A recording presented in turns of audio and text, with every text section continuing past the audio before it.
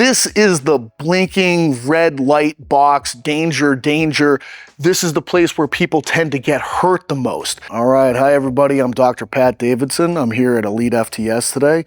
And you know, my background is that I come from academia as well as competitive sports. I have a PhD in exercise physiology. I've taught at the university setting before getting into private business and creating my own seminar and certification model. And you know, what I'm going to be talking to you about today is, you know, part of my system that I put together. I'm big on trying to categorize things, and this is an attempt to categorize training movement and athletic movement really from the full spectrum of all the way on the rehabilitation end up to elite sports performance in competition within the mechanical considerations of that movement. Now, there's all different kinds of ways that you could mechanically break down movement and exercise. The way that I chose to do it today with this board is with three different variables. The first one is muscle length, the second one is the velocity of the movement, and the third one is the length of the moment arm.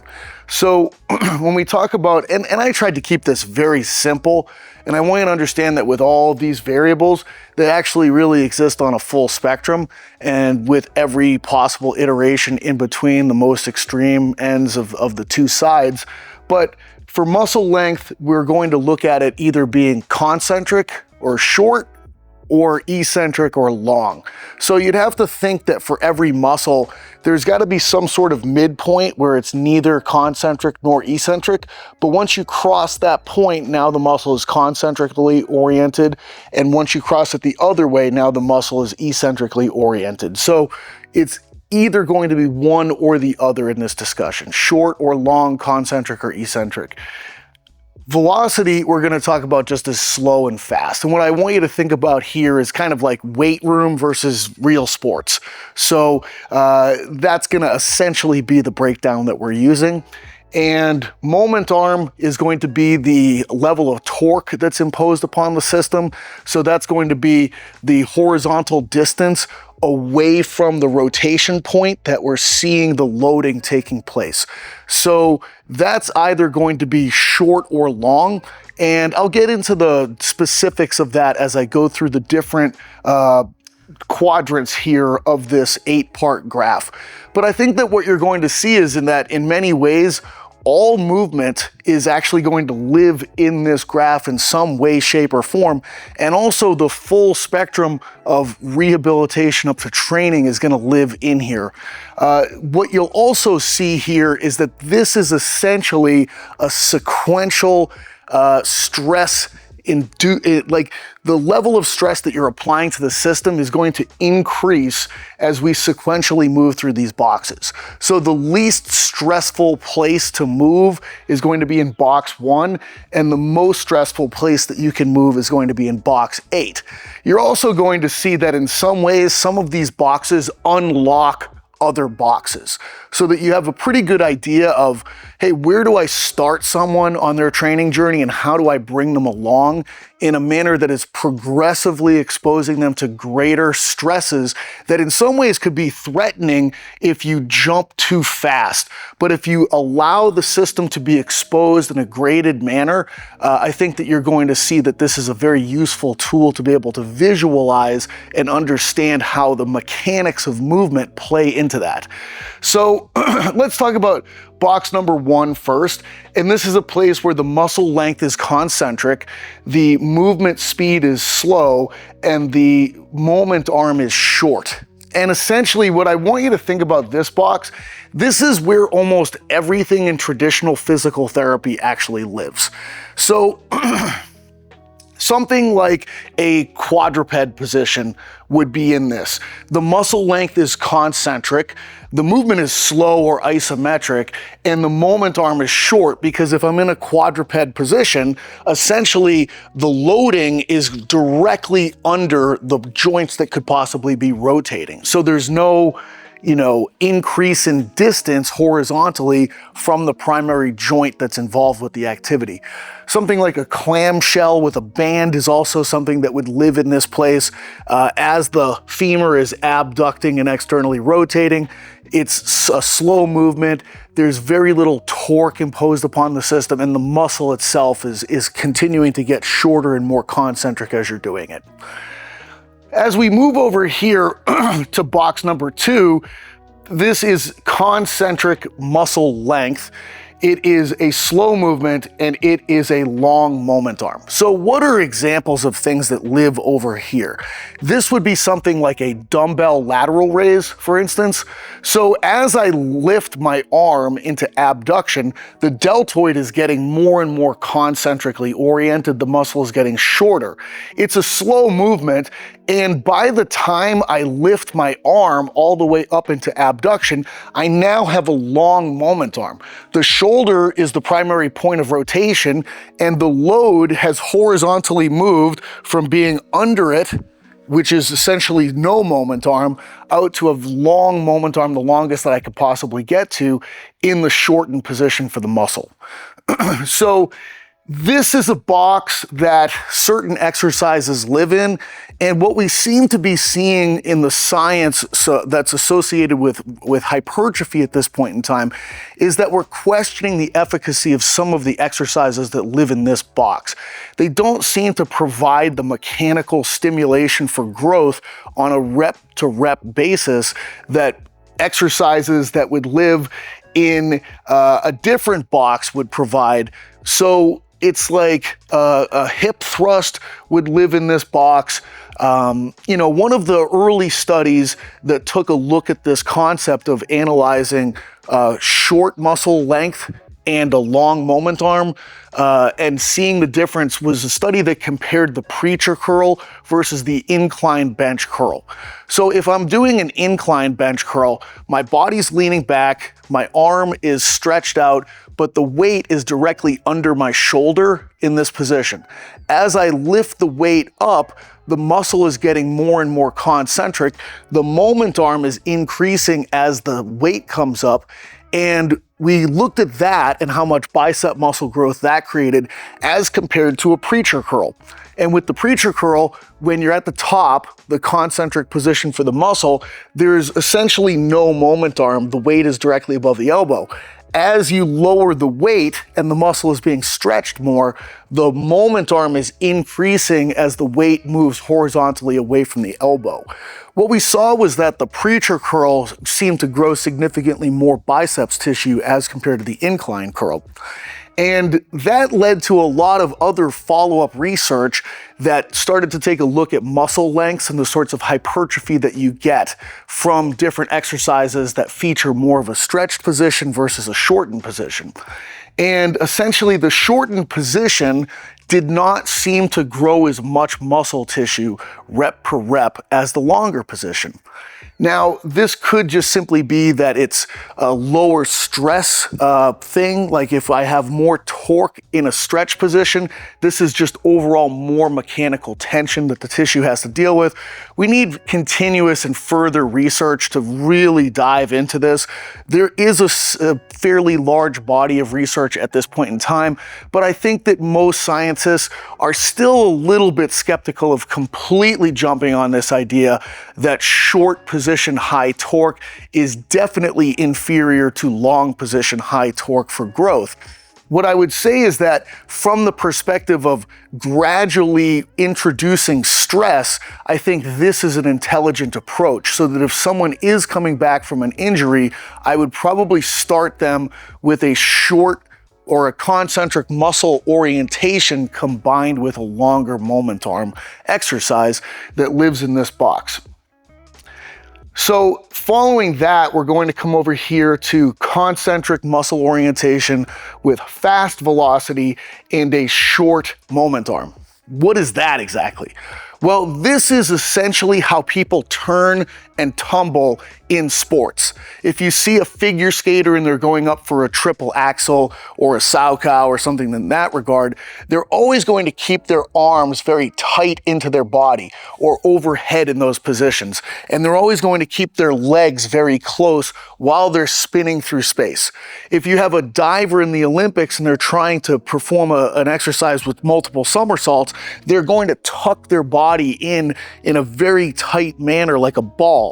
So when they do that, they're creating a concentric muscle length for the prime movers of that particular movement. They are going to be moving fast, and that's the key, is that you have to create these concentric muscle orientations to be able to actually spin or tumble at a very fast rate.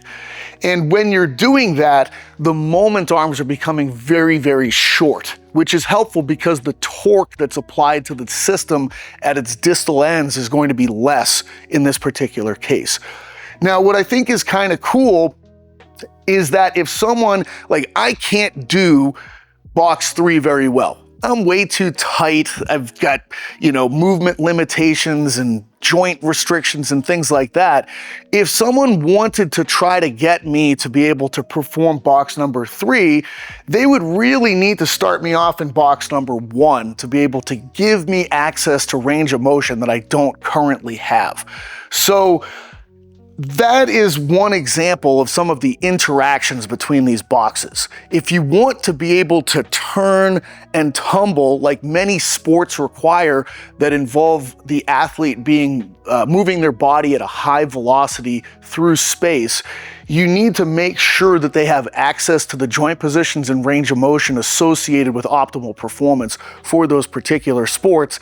And the highest likelihood way that you're going to do that is with well-executed drills in box number 1.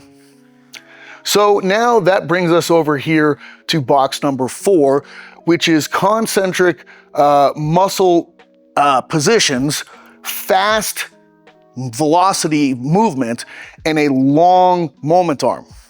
This is the box where in sports, this is where we launch objects through space, or we create tremendous impacts within those sports. So if I'm trying to throw a baseball, my release point is a long moment arm. It's far away from the rotation points of the joints involved. If I'm in boxing and I'm going to hit somebody, my impact point is out here. It's far away from the rotating segments. But with these actions, the muscles are all in a concentric orientation. They're not stretched out, they're short. If I'm trying to kick a ball in football and I'm punting it, it's the same thing where the contact takes place far horizontally away from the rotating segment of the joint, but the muscles are in a short position at that point. Same thing with a Muay Thai kick as that leg is coming around. The impact point is horizontally away from the joints, but the muscles are short. So this is, anything that you can think of with launching a ball, trying to hit something, hitting an object with a bat, a club, a stick. Those are all things that live in this box right here. Number 5, eccentric muscle orientation, slow velocity, and short moment arm. Well, this is essentially the same box as number 2, if you kind of think about it. They just flip-flop each other. So in this particular example, if I'm doing a dumbbell lateral raise, the eccentric position for the deltoid is at the bottom, and here I'm going slow, and the moment arm is short. So in some ways, we don't really need to go further into this one because it's kind of already covered over here. It's just the flip side of the same coin that we discussed previously. Number 6 is eccentric muscle orientation, slow velocity, and a long moment arm. This is seemingly the jackpot for hypertrophy exercises right now as we're reading the science on muscle length and torque. So previously I discussed that incline curl versus the preacher curl, and this would be an example of the preacher curl. as the moment arm is getting larger or longer, the muscle is lengthening and during a slow movement. So if we look at the staples of hypertrophy-based training, which is very similar in some ways to the staples of strength training, are classical squatting, hinging, and pressing. All of those movements naturally live in this box. As you're squatting down, your knees are moving forward, your hips are sitting back, and the line of force is directly down through the midfoot. So the more that your knees traverse forward, the more that your hips sit back, you're increasing the moment arm length. This is happening as you descend in a squat. The muscles are lengthening during that particular exercise.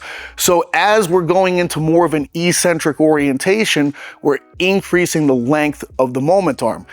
This might be one of the reasons why these are such staples, why a leg press, why a squat, why a Romanian deadlift are things that have classically been very effective from the standpoint of getting bigger and stronger, and they're probably not going away anytime soon. Pressing is similar, whereas the weight is at the top, you could see that essentially the load is directly over the elbow and the shoulder, and as you lower the weight, the elbows project out sideways, the shoulders are going into more of a stretch. All of the humerus is horizontally moving away from the shoulder as you're lowering it. You're increasing the torque as the muscle is increasing its stretch. So the profile of loading, as we understand it being optimal for hypertrophy, is occurring in that exercise. Now, in bodybuilding, one of the things that you'll commonly hear is that shows are won from the back, and most competitors are always lacking in back development. And I think that perhaps if we're looking at that from a mechanical perspective, a lot of back exercises don't inherently feature this profile of increasing moment arm length as the muscle is stretching during the exercise. If we're looking at a typical dumbbell row, for instance, my arm is directly under the shoulder, the dumbbell is directly under the shoulder in the lengthened part of the exercise, and in the short part of the exercise, I create this horizontal increase in distance from the moving joint. So I have a large moment arm in the concentric position with most back exercises like a bent over row or a lat pull down or a pull up or, fill in the blank. This is where, if you want to be able to manipulate the resistance profile to be able to match more load in the stretch, it's essential to use things like cables and machines that feature some kind of a different way of driving force at different points of the motion to be able to overcome the typical limitations that free weights and pure gravity seem to apply to the system in terms of where the muscle is maximally loaded from a torque standpoint. So I think that this box over here, 6 and 2, in some ways, like they're opposites from each other, and they are things that you have to consider when you're making equipment choices. If you want to train the deltoid, the lateral delt, and you're trying to think about, well, if I'm using free weights and I'm doing a lateral raise, I'm always living in box number 2. How could I possibly get to the point where I'm living in box number 6 for lateral delts? And the answer there is, well, you can't use a dumbbell. You have to, well, you could potentially lie on your side on a bench so that now when you're down here, you're in a position of maximum torque. But typically the easier way is to use a cable. And when you're using a cable, the line of the cable is now the line of force. So we're looking to create perpendicular lines of force for the given muscle lengths. So right now with a free weight, the line of force with gravity is easy. It's always straight down. And here I have a 90-degree angle between the primary working joint and the bone region, the humerus, and the line of pull, which is gravity. So if I'm using a cable, what I want to do is I want to create a perpendicular direction of the cable for the position where the arm is in stretch, where the deltoid is in stretch. So I would want to have the cable running this way, when my arm is down. So I usually put the cable right around hip height for something like this to really put it into box 6 as effectively as possible. I'm always looking for that 90-degree relationship between the primary bone that's rotating through space and the line of pull of the force being used for the exercise. Box number 7 is eccentric muscle orientation, fast velocity, short moment arm. This is an interesting box because this is essentially what we want from people who are sprinting or trying to kick a ball on the ground. So if I am looking at people that sprint well, typically what you see is that their foot is going to be under their center of mass at ground contact. We essentially don't want the foot out in front of the body at every ground contact during a sprint. We want it under the center of mass. So when the foot is out in front of the body, the load is always straight down through the midline of the body. It's gravity again. It's my center of mass straight down into the ground. When the foot is out in front, I'm increasing the moment arm for the femur and the muscles of the femur, particularly the hamstrings. When the foot is hitting the ground at any point during running, my hamstrings are in an eccentric muscle orientation. I am in knee extension and I am in some degree of hip flexion as I'm experiencing ground contact, which creates an eccentric muscle orientation for the hamstring.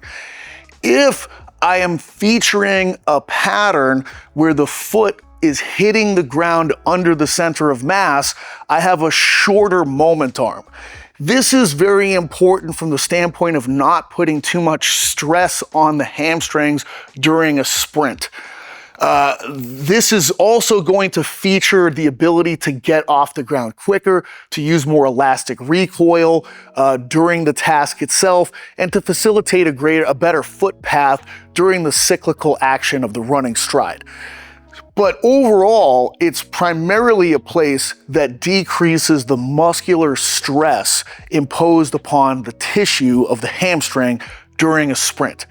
Now, if I'm trying to kick a ball on the ground, like a place kicker in football or a soccer player trying to kick the ball, this is also a situation where at the point of contact, the prime muscles for this task, which would be the quadriceps, namely the rectus femoris, they are in a position of stretch. You are in a place where you're in hip extension and you are in some degree of knee flexion when you are making that contact. So that's an eccentric orientation for those particular tissues of hip flexors, quadriceps. Now, this is a fast action because you're trying to drive that ball through space as hard as you possibly can. And if we get into a place where somehow the contact is taking place behind the center of mass, this is where you're increasing the moment arm length and potentially putting more stress on the tissues. You'll see this every now and then with a kicker that maybe hits the ground with their toe behind the ball, and this can be an incidence where that individual might be putting themselves at further risk for an injury. Lastly, we move ourselves over to box number 8, which is eccentric muscle orientation, fast velocity, and a long moment arm. This is the blinking red light box, danger, danger. This is the place where people tend to get hurt the most. So this could be a place where a quarterback is going to throw the ball and all of a sudden they get hit by a defender and it hits them in the arm, boom, everything goes out the window. This is where, oftentimes impacts take place, and impacts and collisions in sports are usually going to feature high velocity situations. And if that impact takes place in a position where the muscle is in an eccentric orientation, that's where there's really nowhere to go except for catastrophe and some sort of a traumatic injury. This is also kind of like when I'm thinking about the foot hitting too far out in front of the body with a sprint, this is the box that lives in. And whenever you consider moment arms, The moment arm is the load times the horizontal distance away from the primary point of rotation for the segment that's trying to move you through space or to move something through space. Muscles don't respond to load. Muscles respond to torque, and torque is load times horizontal distance. Load is a constant, typically, with gravitational events like sports or free weights. The horizontal distance is the factor that changes in live time with sports. And you have to understand that it's measured in centimeters, and for every increase of 10 centimeters, we're changing that thing with a multiplication of 10 on torque. This is where forces get out of control very fast. And force in a stretched position for a muscle is the thing that's really scary for the system. So this is where you have to be very careful, number 8. Now, number 6 in many ways is the inoculation box for number 8. So maybe you've heard that there's research showing that Nordics are beneficial for preventing hamstring injuries during sprinting. There does seem to be some research support for a statement like that. What is a Nordic? A Nordic is essentially, it's a natural glute ham raise. As I'm lowering myself, the hamstring is lengthening because I'm going into more knee extension, and the moment arm is increasing dramatically because I am horizontally moving away from the knee joint with the body on the descent for that exercise. So it's an enormous moment arm in an eccentric orientation for the hamstring. And when I strengthen the tissue in this regard, it seems to have some inoculation effect for number 8. So number 6 seems to be this beautiful place for driving hypertrophy and adaptation in a tissue rep per rep, but it also seems to be a really effective place to train for inoculating yourself against the dangers of box 8, which is the scariest place to go in sports. Now, I don't think that the Nordic is a magical exercise, and in many ways, I don't believe in anything like silver bullets or magic exercises. What I do believe in is that there's profiles that you can consider when we break down the mechanics of movement. And if we understand what kinds of movements live in each box, we don't have to be married to something like a Nordic to spare someone's hamstrings in a sprinting situation. There's, a seated hamstring curl can be just as effective if we're using a machine that's able to create more torque in the lengthened position. I can use an RDL because as I go into more and more of a stretch, I'm experiencing more and more of a moment arm increase during that exercise.